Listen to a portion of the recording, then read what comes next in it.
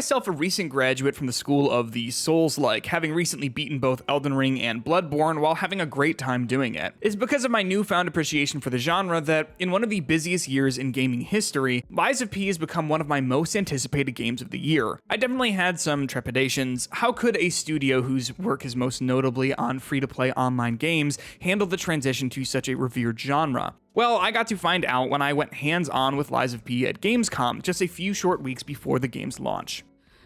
You're not a puppet.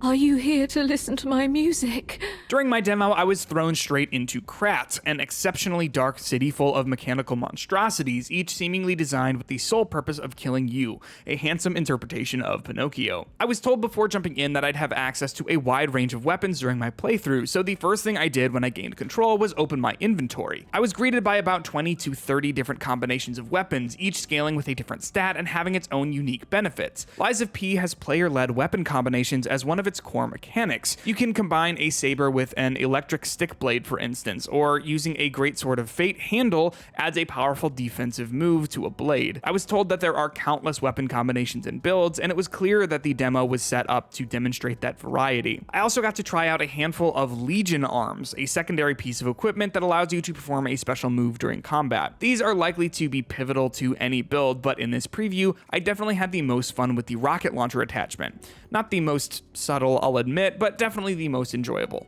The thing that struck me most about Lies of P is just how Bloodborne inspired the game is. It's clear that the game pulls from a bunch of different Souls-like for inspiration, however, the similarities between it and Bloodborne were plentiful, but I'm not complaining. The city of Krat, or at least the very small section that I explored, is very reminiscent of Bloodborne's Yharnam, except with more robots. I found my way patrolling through gothic streets, dipping into dark alleyways, and waltzing through some Victorian-esque houses. The aesthetics and atmosphere were great, and the enemy types definitely helped to mix things up a little bit, but things felt eerily similar. I was, however, assured by Lies of P director Choi Ji-won in my interview with him that the world would have a lot more variety than what was on display in the demo. Lies of P's setting wasn't the only similarity to Bloodborne, though. Enemy encounters have an air of familiarity to them, from the visceral slashing sound your weapons make to the placement of your foe's health bar, including the boss fights. Large portions of what I played is Bloodborne at best, and perhaps cynically, a clone at worst. Interestingly, however, the one boss that I fought during my time with the game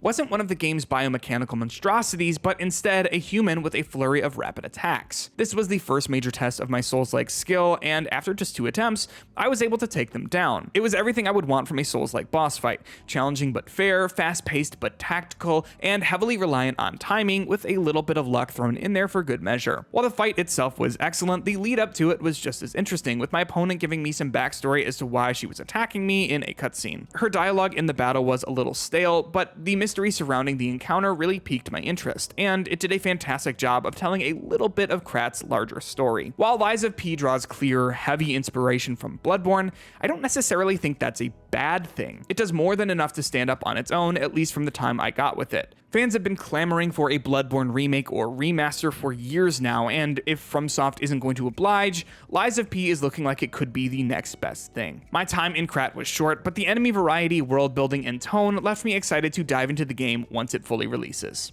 What do you think? Is Lies of P going to be the next best thing since Bloodborne? Make sure to let us know in the comments below, and remember to subscribe to DualShockers for more Lies of P content.